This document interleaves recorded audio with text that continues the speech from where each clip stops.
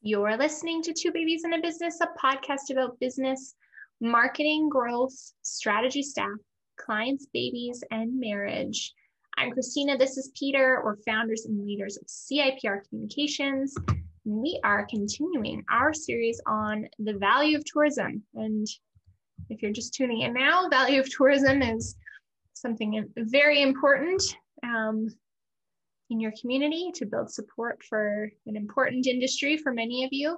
And it's something that we at CIPR love for many reasons. But I think, the fact that many of us come from a political background means that we have some expertise here. And that is our topic today as we get into the third most important part of your value of tourism strategy, which is getting political. Yeah, and I'll just sort of say that really the approach we take towards value of tourism is the exact same approach we take towards building a political campaign, because really it is a political campaign at the end of the day.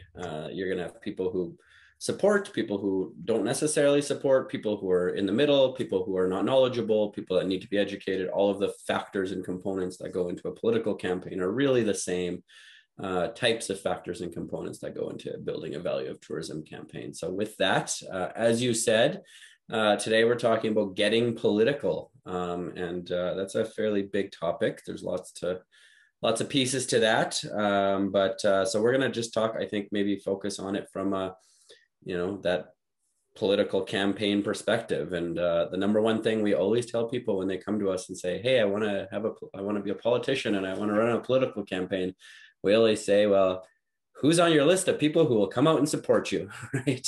Yeah. Always the first question we start with. Yeah. And I feel like it's like we usually say, okay, what community are you running in? And if you can't put 100 people on a list that would be favorable towards you, then you probably shouldn't do it.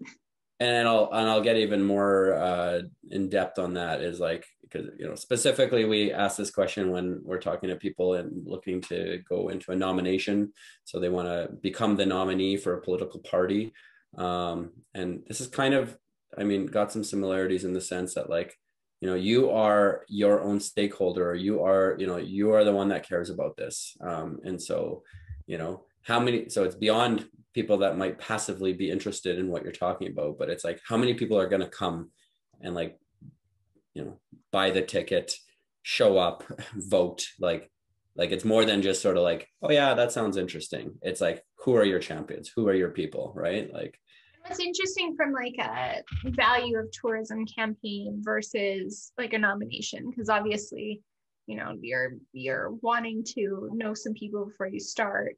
It's like a value of tourism campaign is actually a mechanism to start getting your names on a list, right? Like yes.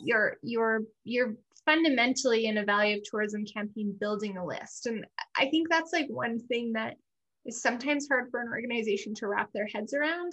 So I think from a marketing perspective, we think about list building as like, we're going to build a list and we're going to market to this list aggressively. And we have a newsletter plan, and we have this plan, and we have reputation management like Bird Eye, and it's like, just because you're putting someone's name on an email list doesn't mean you have to email them tomorrow. Right. Like, you could have a list of 10,000 people that have given you consent to email them because they support tourism, and not email them for 3 years. Right. Like, you can do that. And I think that's something that often makes people go, oh, when they talk to me, it's like, maybe, like back to the last episode where we talked about referendums on destination development. It's like, maybe your organization is working up towards something, and in the next year or 2 years, you're going to have a big vote, and you need 10,000 people on a list to go and, to your point, to go and vote and to activate themselves and do something. And it's like, think about it politically. It's hard, especially for a destination marketing organization, to take off the marketing hat, right? Put on a government relations hat, or like a corporate communications hat. But it's like, you're not this isn't marketing. Right. You This still is need, about building the list and understanding who those people are, and then thinking about what you actually need to do when you're ready to reach out to them and have them become your champions and go vote for you or speak for you or whatever that looks like. and Yeah. maybe you do have a mechanism that you want to start communicating with them right away. I think about our partners from Northern BC Tourism, and it's like they have a newsletter automation set up that we helped them with, where every week people on this value of tourism list are getting an automated email with a new tool that they can use. And so, yeah, maybe there's names on a list for a very corporate communications focus sharing, and that's great, and that's one strategy. But like, also take the pressure off yourself. Like, you're building a list, so Right. yeah. Yeah. And then obviously this is like step 3 in the process. First, we didn't make any assumptions. We did some polling. We had some focus groups. We had a sense, maybe a good sense based on that activity, who are the people that might be supportive of you? Who are the people that wouldn't be supportive of you? Because I think you also need to build a list of, like, when we do political campaigning, you sort of have 3 lists, right? You have who your champions and your supporters are, who are the people that are probably going to be actually opposing you are, and then who are those middle people that are sort of neutral, but could be swayed in your direction, right? And usually in a political campaign, typically what you would do is you would actually focus most of your efforts on getting the people that are on your positive list to become your champions and help you sell your message, converting the people that are in the middle to become champions, and then either ignoring the people that are never going to be on your side, or figuring out ways to neutralize those people. Right. So if you're going to get really political about it, or figure out ways to, if they have opposing messages, what's your response back, whatever that looks like. Right.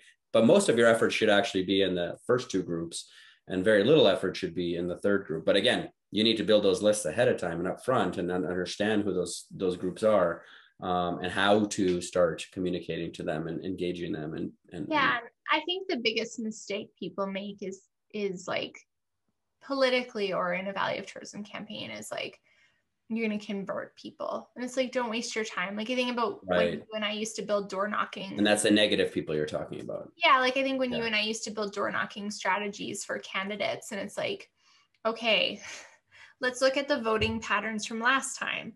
Okay, this community was very supportive of your political party if you weren't the incumbent, or like, we're very supportive of you if you were the incumbent. You're going to start there, because that's your highest chance of finding volunteers. That's your highest chance of finding donations. That's your highest chance of getting lawn signs in. So we're going to focus all our attention there to like get some momentum going in the campaign. And those are the first polls you're going to knock. And then I think about things like, oh, these people have a lawn sign in their front lawn of the opposing party. Don't knock on their door. Right. Keep walking, right? Yeah. You're going to spend, and there's always a candidate that you work for that's like, oh no, I'm going to go to the door and I'm going to show them how great I am. It's like, once they've talked to me, they're going to change their mind on the things that, they've made up your mind. And what they're going to do is now waste your time. So you're going to spend an hour at a door where you could have hit 25 more doors, gotten a couple more lawn signs. So it's like that.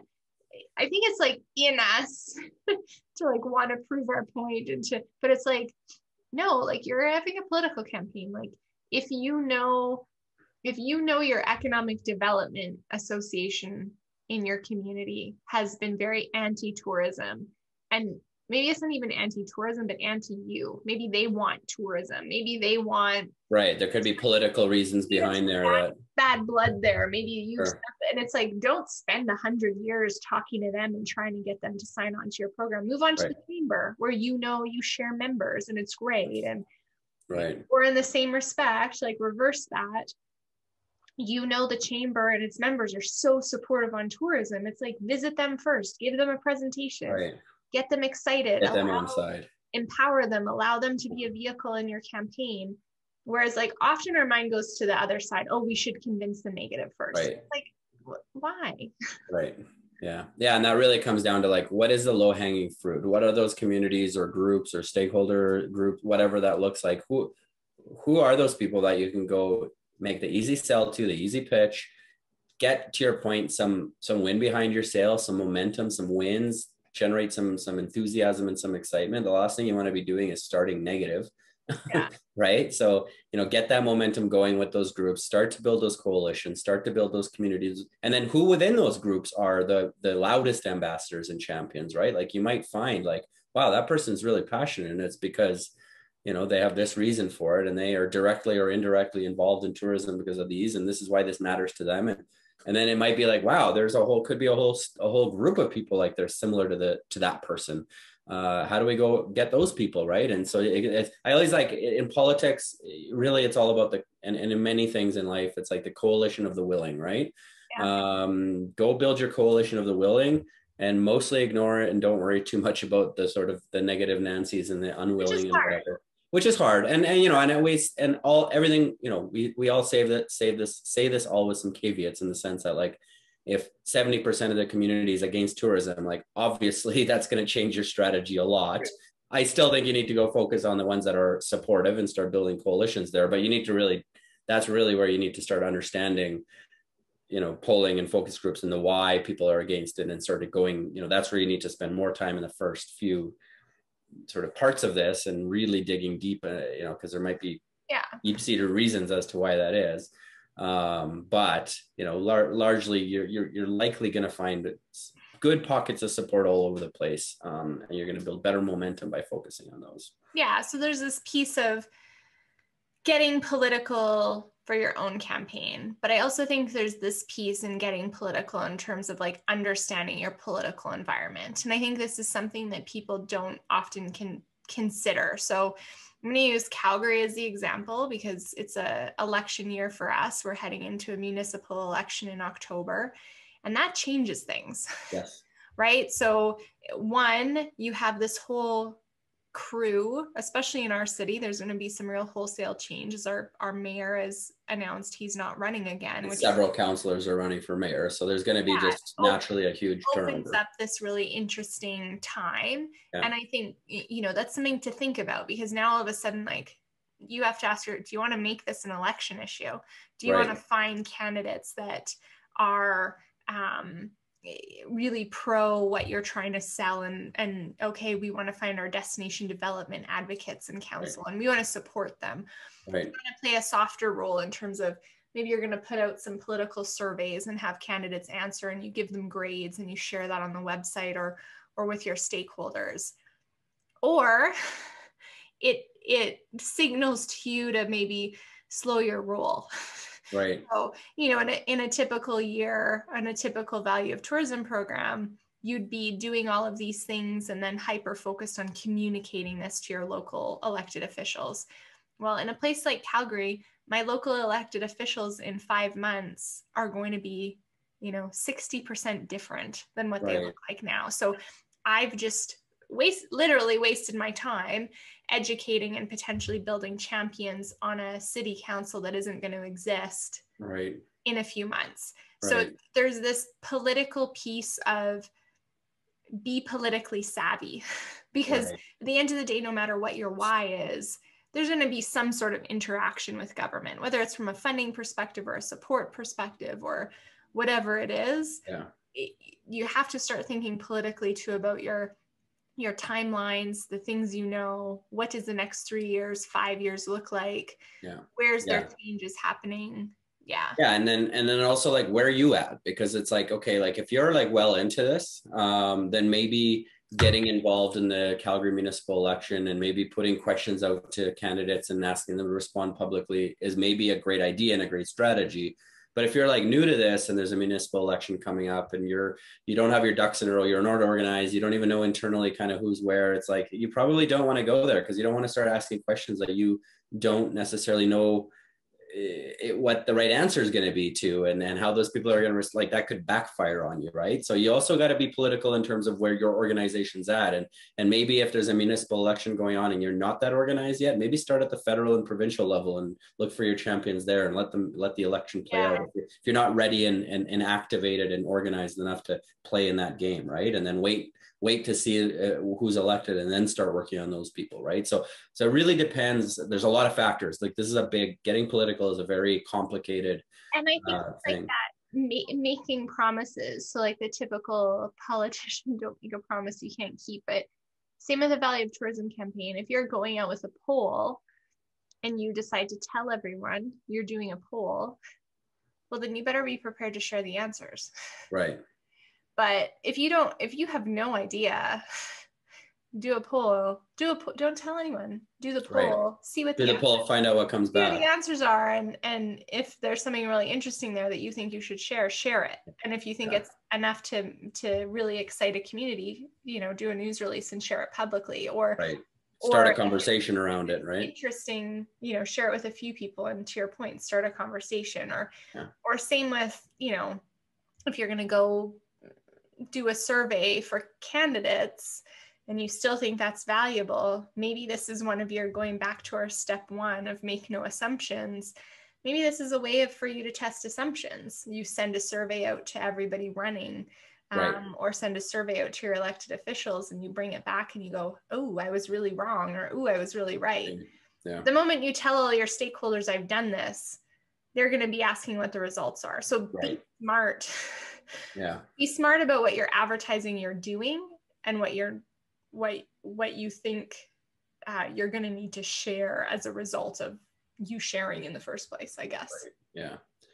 So yeah, I mean, that's a lot to think about. I would say, this is, and I'll do a bit of a selfless plug on here, or a selfish plug, I'm not sure, but both. But this is like where it's like you want to engage somebody like an agency like CIPR, or somebody that has some political background or experience, because like, this is where the rubber starts to hit the road, and this is where mistakes can happen.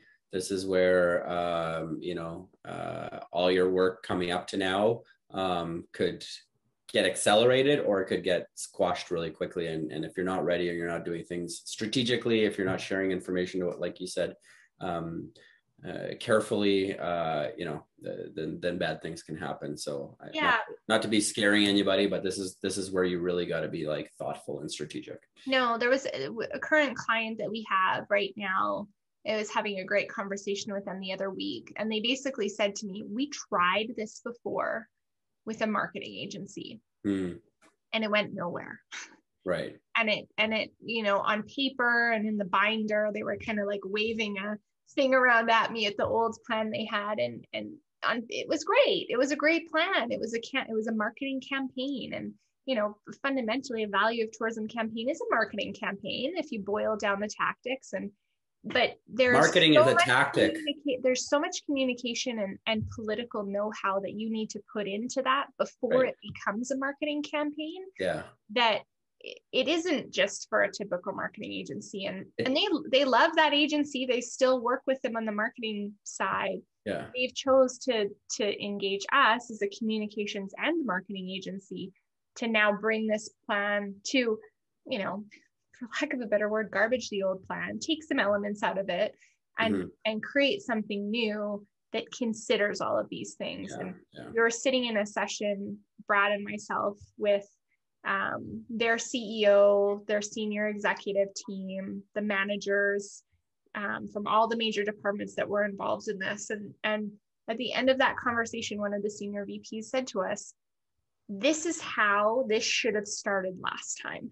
Right. And we had started with a make no assumption, what's your why, getting political. And that's what that workshop was like, 2 hours on a Zoom call with all of them. That's what it was. We were sussing out these 3 things. Yeah, because what I'll say about this marketing campaign and this as a marketing campaign approach is like marketing is the last part of this as a campaign.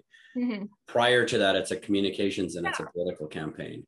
Then it becomes a marketing campaign at the very, very end of the initiative, maybe if it gets there, right? So yeah, like understand kind of all the different components. And really it's, I think, first and foremost, a political campaign that turns into a communications campaign. That may turn into, I feel like you and I can debate this later tonight in terms of what it is and how it rolls out. But at the end of the day, you need some communications and marketing savvy to make this work. And political savvy, that's my point. Yes, like, whether you call it a comms campaign or a marketing campaign, it's a campaign, whatever you want to talk about it with. And yes, any agency could come up with a campaign, but there are only certain agencies. So ask that question. If you're going along and you're hiring someone, that outsider perspective, ask about their political experience, ask about specifically their corporate communications experience or their association communication experience, their comfort in dealing with organizations with multiple stakeholders. Right. Because that's what you're getting into. You're not just doing a consumer facing piece. There's a big consumer facing element to value of tourism, but there's also a big, stakeholder relations piece or public relations piece, which I feel like is like, if you don't know what public relations is, tune into series 5. Go back in the podcast a bit, as there's so many elements to that. So it's interesting. Mm-hmm. Well, that was a lot. So if hopefully you like the podcast, like, comment, and share on our social media, and listen in and tune in on Spreaker, Spotify, and iTunes. Thanks so much. Looking forward to the next episode. 3,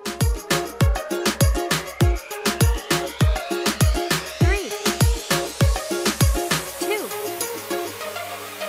1.